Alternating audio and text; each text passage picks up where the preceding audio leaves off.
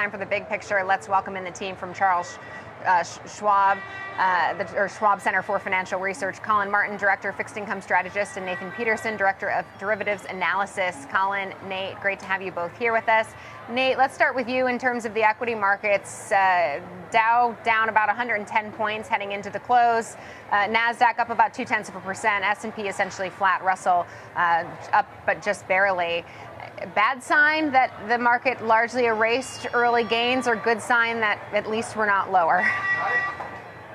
Well, I think that we were coming up against resistance around roughly 5,500 as you get up there. And then there were some headlines, but no deals during the day. So let me just say this. Coming into the week, I know Collin's going to hit on bonds, but those comments from, Susan Collins on Friday, I think were, of big help to everybody in terms of, bringing some ease to, some of that selling that we were seeing in Treasury. So that set us up for a more stable week.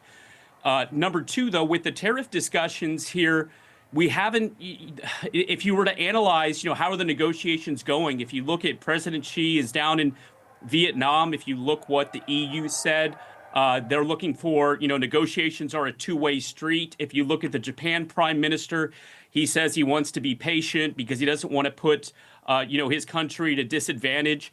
And when you think about this, and look, I'm not a game theory expert here, but let's just say Vietnam, for example. The tariffs that Trump initially announced were 46%. He does a 90-day pause at 10%. Let's say they're negotiating with Vietnam. They have 90 days at 10%. If they can't negotiate a tariff rate that is less than 10%, then why rush? Why would you not just go ahead and just do that deal at the end of the 90 days? The problem with that for the equity market is the longer that this continues to go on, the more potential damage it does to confidence within the economy. And I think the stock market isn't going to like the longer that these deals go on. Yes, China is the big deal that needs to be made. If that one can be made, yes, I agree. That would be a different type of a sentiment for the stock market. But right now, it doesn't look good on the tariff negotiations from my seat. And I think the longer it persists, I think you've got to be careful with stocks right here, meaning lean a little bit more cautious, even with the VIX breaking below 30. Okay. All right. What about in terms of the bond market, Collin? Because we are seeing Treasury yields inching lower. Yeah, Treasury yields inched a little bit lower, which makes sense given the stock market activity recently, and we're seeing a little bit a few more signs that maybe it is, hasn't lost that safe haven status just yet. I know that was the big concern over the past weeks. The fact that we haven't seen yields continue to rise, suggests that fears of, mass or forced selling might be a little bit overblown. I want to build on some points Nate was just making and how that relates to the bond market, specifically the riskier parts of the market. Our main guidance, our main theme is to focus on high credit quality because there's risks out there. And I think it's really just that uncertainty risk.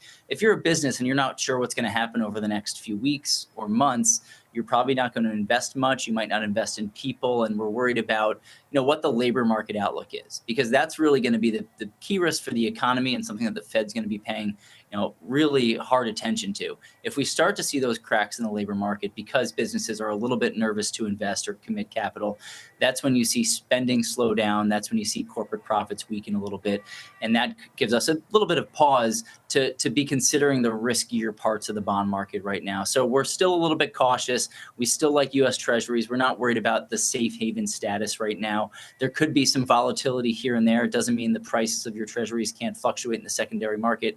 But whether it's Treasuries, whether it's highly rated municipal bonds or investment grade corporate bonds, we think that's a good place for investors to consider right now, just given how uncertain the market is right now. Collin, we won't get jobs data tomorrow, but we will get retail sales. Does it matter, though, because it doesn't necessarily include higher tariffs, so it doesn't give us a good reflection of what the consumer's up against at this point? Yeah, I don't know how much it's going to matter. We've seen that the hard data hasn't mattered too much. And if we look at the retail sales for March, that's pre-tariff. So it's possible that if we get a strong number, it could be people kind of front-running purchases before those tariffs went into place. And we're seeing the consensus expectation is for a relatively strong month, and it could just reflect that. Okay, the bell's about to ring. We have about a minute left before the bell, but I'm going to keep you both here because we were running a little long with our last guest. So Nate, obviously we have retail sales, but hold that thought.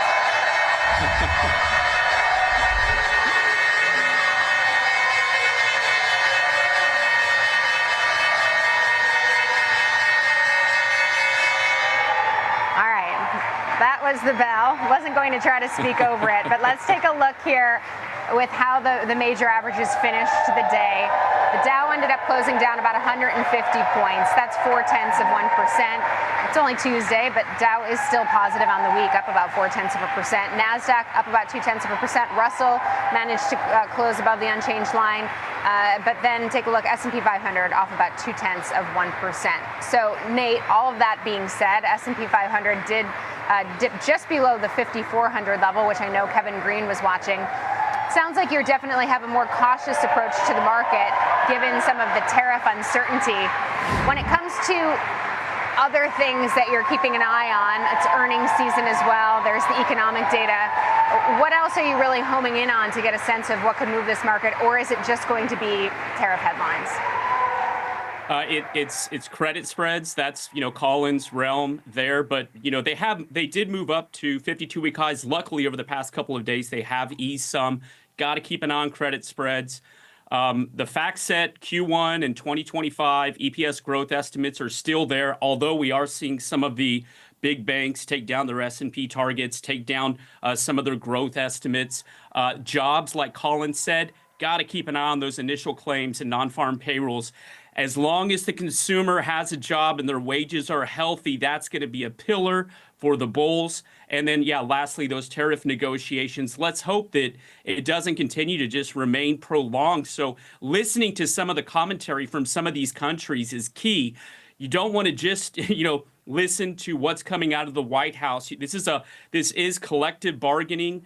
This is, where we have all of our trade partners, and we'd like to see this tone get a lot better so that we can move closer to a resolution. Because once we have, even if we knew it was 10% for the rest of Trump's term, that would be a much better environment than this uncertainty of going back and forth and whether things are going to escalate from here. So those are the three things that I'm keeping an eye on.